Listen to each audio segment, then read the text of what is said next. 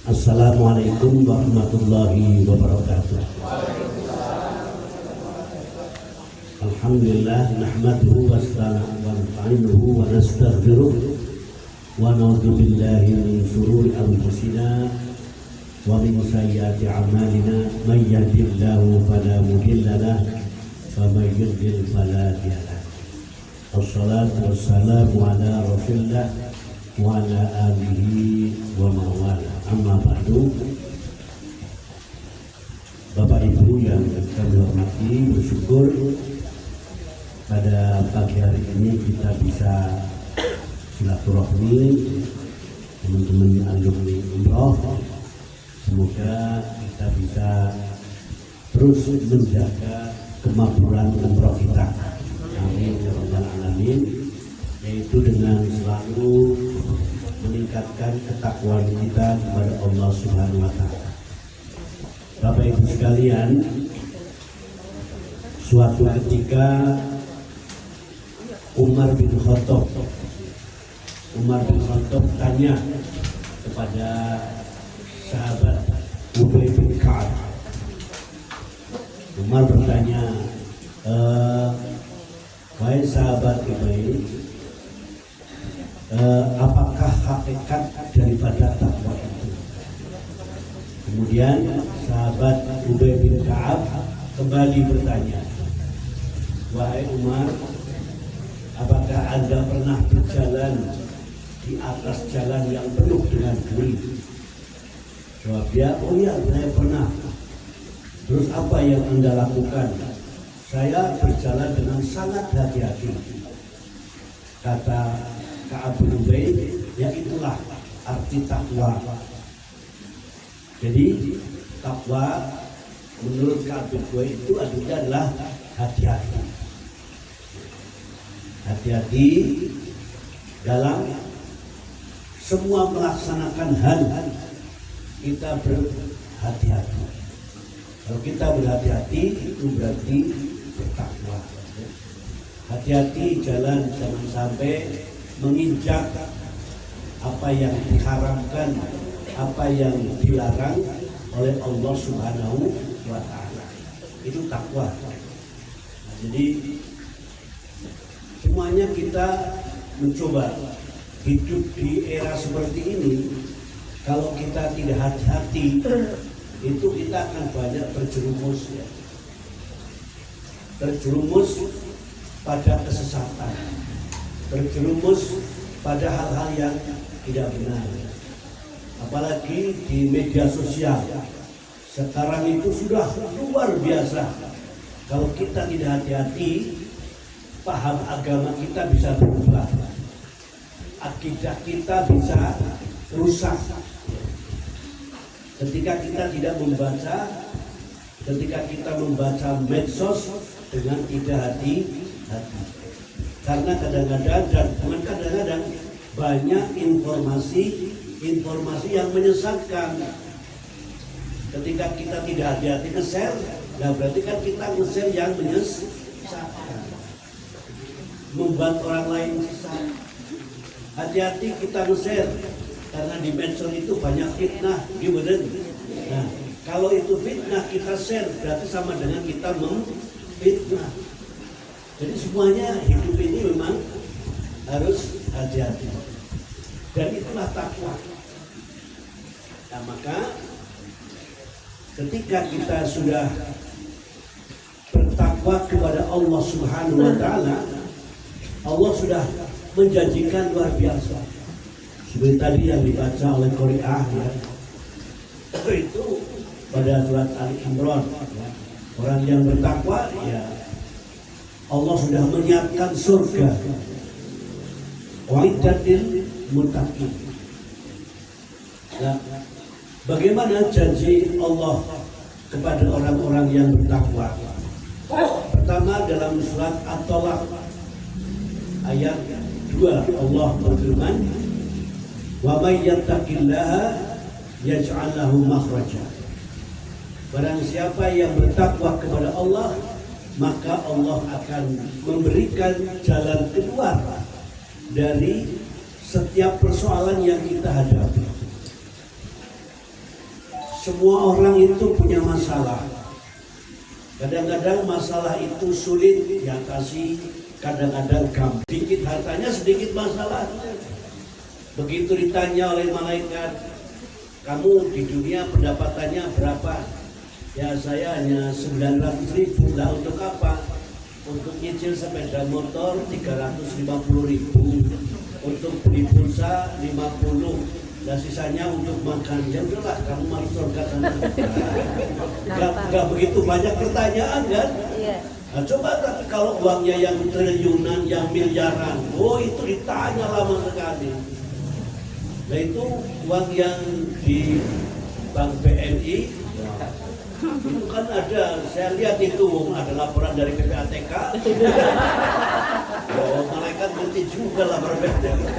Nah itu ditanya macam-macam, dari mana, bagaimana dapatnya. Maka agak lambat itu masuk surganya. Nah maka orang semakin banyak uangnya juga semakin banyak masalahnya. Nah, kalau dibagi kadang-kadang bingung ya kan. Tapi ya si ngomong baik lah, ya suka bingung akeh duit daripada bingung apa sih dibagi. Nah, dan persoalan yang paling berat, jabatan yang paling berat, masalahnya juga semakin berat. Termasuk para nabi itu paling banyak masalah dan problem, dan lebih berat nabi itu. Dan contohnya Nabi Adam. Nabi Adam punya anak Qabil dan Habil, tukaran, malah ngantek paten-patenan, iya kan? Itu masalah besar itu. Nabi Nuh coba, seorang nabi, anaknya dan istrinya tidak taat kepada ajaran Islam. Bagaimana coba? Itu persoalan berat itu. Ketika seorang nabi seperti itu, apalagi Nabi Nuh sudah dakwah bertahun-tahun, berpuluhan tahun, sedikit yang mau menerima ajarannya, masalah, pusing dia. Makanya sampai dia pergi meninggalkan umatnya, karena sudah. Nah itulah persoalan. Nabi Muhammad SAW juga banyak mendapatkan masalah-masalah yang pelik. Begitu menghadapi orang-orang kafir Quraisy yang sangat keji, yang sangat kejam, suka memfitnah, suka menganiaya, suka menyiksa. Nah, jadi itu persoalan. Tapi Bapak Ibu sekalian, bagi orang yang bertakwa, Allah Subhanahu wa taala sudah berjanji, wa may yattaqillaha yaj'al lahu makhraja. Barang siapa yang bertakwa kepada Allah, maka Allah akan memberikan jalan keluar. Bahkan semakin tinggi ketakwaan kita, Bapak Ibu sekalian, itu Allah akan semakin aktif kepada kita. Jadi kalau orang yang tingkat ketakwaannya tinggi, ya, sudah luar biasa, itu malah yang aktif Allah, bukan kita. Contoh, kita berikan contoh, yaitu Nabi Ibrahim alaihi salam. Nabi Ibrahim, Masya Allah, dibanding dengan keimanan kita jauh, ujiannya sangat berat. Ujiannya apa? Supaya menyembelih anaknya, ya kan? Kita sering dengar. Kemudian anaknya dibawa ke sebuah bukit dekat dengan tempat lempar jumroh. Kita dulu pernah lewat. Ini loh, tempat di sebelah kanan itu loh, tempat Nabi Ibrahim menyembelih anaknya, diperintah. Inni arafil manami anni azbahuka fanzur madza tara. Itu ujian yang berat, persoalan yang pelik itu. Diperintahkan oleh Allah melalui mimpi untuk menyembelih anaknya. Tapi karena apa? Karena tingkat ketakwaannya luar biasa, langsung oleh Allah diganti, ya, Ismail menjadi seekor domba. dalam waktu yang sangat cepat, lebih cepat dari kecepatan suara. Besar. Loh kenapa seperti itu? Karena dua-duanya sudah pasrah total kepada Allah. Ketika orang sudah tawakal total, Allah yang aktif. Contoh ketika Nabi Ibrahim alaihi salam itu ketika mau dibakar oleh Raja Namrud, ya kan? Api sudah membara luar biasa. Kemudian Raja Namrud akan melemparkan Ibrahim ke tengah-tengah api itu. Tapi langsung Allah merintahkan kepada api, ya naru kuni bardan wa salaman ala Ibrahim. Yang merintah itu Allah. Api kan makhluk Allah kan. Api nggak pernah menolak. Kalau kita nggak sering api-api malah. Api diperintahkan Allah, ya nar wahai api kuni bardan wa salaman ala Ibrahim. Jadilah kamu api yang dingin dan selamatkan Ibrahim. Maka ketika dilempar, sekalipun ya apinya luar biasa besarnya, tapi Nabi Ibrahim tenang-tenang saja karena terasa dingin. Siapa yang menyuruh? Allah Subhanahu wa ta'ala. Ibrahim tidak berdoa, tidak apa, dia pasif, pasrah kepada Allah. Tapi justru Allah yang nyuruh api, api, jadilah api yang dingin dan selamatkan Ibrahim. Nah, karena iman kita kan beda dengan Ibrahim kan. Allah atau melakukan bumi langit gimana? Makanya kalau jenengan nyoba, kayaknya nggak bisa Pak. Ke badan dan jalan, kereknya ke badan ini ya. Orang percaya ini. Mas Adi nanti mereka ada sumber ini ya. Tahu yang imannya orang tuh orang kayak Ibrahim yang perintah, ya narukuni badan wasalaman ngalapa adi ya. Kira-kira panas orang Adi. Panas orang gelap api. Wong imane tipis. Jadi kalau kita sudah tawakal takwa penuh, itu Allah yang aktif. Kalau kita sudah pasrah total kepada Allah Subhanahu wa ta'ala, maka apa namanya, ada satu kisah yang sangat inspiratif.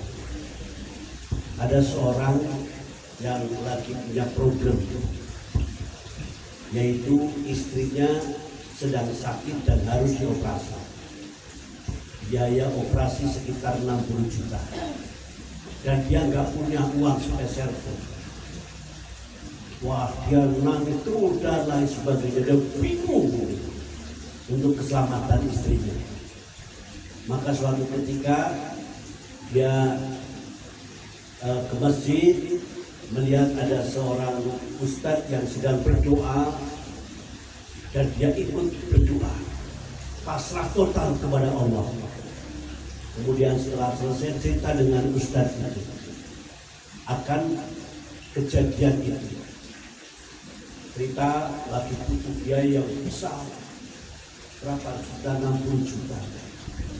Nah kemudian ustadz itu waktu subuh sudah datang, maka ustadz itu adzan, merdu sekali. Ya selevel lah dengan Ustadz Karlan lah. Suara adzannya, wah, udah guyu nih. Dia pakai merdu banget. Jadi Ustadz itu tuannya udah biasa karena dia Ustadz yang populer biasa di YouTube. Nggak ada seorang yang kaya raya yang biasanya sholat di sana begitu ya, kemudian mendengar suara ustadz itu, ini ke ustadz yang di YouTube ini yang mendengar, dia pindah mendengar ustadz, suaranya ustadz itu, dan dia sudah menghitung zakatnya. Setelah dihitung, dia harus mengeluarkan sebesar 60 juta. Nah begitu selesai subuh cerita dengan Ustadz itu kan, alhamdulillah saya ada, dia tidak banyak tapi singkatnya begini, alhamdulillah dapat rezeki dan saya sudah menghitung rezeki saya untuk zakat 60 juta. Tapi saya ingin memberikan uang ini kepada orang yang membutuhkan untuk menyelamatkan diri saya juga. Karena dalam ini begini-beginilah saya menggunakan ceramah begini-begini. Mungkin Ustaz ada saran, wah kebetulan itu. Sini mas, coba ceritakan kisahnya. Diceritakan seperti itu, akhirnya pulang ke rumah cerita dengan istrinya, maka yang 60 juta cash diberikan kepada orang itu. Ini pasal total. Coba siapa yang menyuruh orang kaya itu sholat di sini coba? Nah, Allah Subhanahu wa Ta'ala melalui malaikat. Siapa yang minta seperti itu? Yang tadinya dia akan sholat di sana, ternyata malah sholatnya pindah di mana, di situ ada orang yang sedang membutuhkan uang yang luar biasa. Siapa yang menyuruh? Allah yang aktif. Nah, makanya Allah berfirman, "Wa may yattaqillaha ya wa yarzuquhu bil khairi la yahtasib." Ayat berikutnya. Dan Allah akan memberikan rezeki dari rezeki yang tidak disangka-sangka. Coba dia kan gak menyangka akan mendapatkan uang sebesar itu. Nah, dan itu banyak cerita-cerita inspiratif. Jadi kalau tingkat ketakwaannya sudah luar biasa, itu Allah yang aktif. Makanya ada yang orang yang sudah begitu takwa, begitu tawakal, yang penting bekerja dia dapat rezeki. Ada satu dialog antara Imam Syafi'i ya, dengan Imam Malik. Imam Malik itu ya gurunya Imam Syafi'i. Nah, itu cerita guru dengan muridnya. Imam Malik itu adalah gurunya Imam Syafi'i. Imam Syafi'i bercerita mengatakan bahwa singkat ceritanya, kalau kita ingin, yang namanya tawakal adalah kalau kita bekerja kemudian tawakal, maka kita akan mendapatkan sesuai dengan apa yang kita lakukan. Nah, Imam Malik enggak lah. Yang penting kita bekerja, yang penting nanti Allah sendiri yang akan memberikan rezeki kepada kita. Iyalah itu guru karo santri ini. Dan suatu ketika Imam Syafi'i jalan-jalan, di sebelahnya itu ada orang yang lagi panen anggur. Panen anggur. Nah, Imam Syafi'i ikut manen.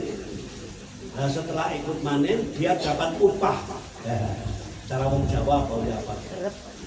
Derep kan oleh apa ini? Bawon. Nah, oleh bawon. Nah, dapat upah oleh bawon. Anggur sekandi. Oh, langsung ke gawang mari ngene Imam Malik. Ini Pak Syekh, apa yang saya katakan, orang itu akan bekerja baru dapat. Nah, kemudian Imam Malik juga ngomong, iya saya juga baru ngajar tadi. Dan di hati saya udah siang, saya diada tuh begini. Ya Allah, betapa segernya kalau siang-siang ini ada anggur. Kok tiba-tiba kamu bawa anggur?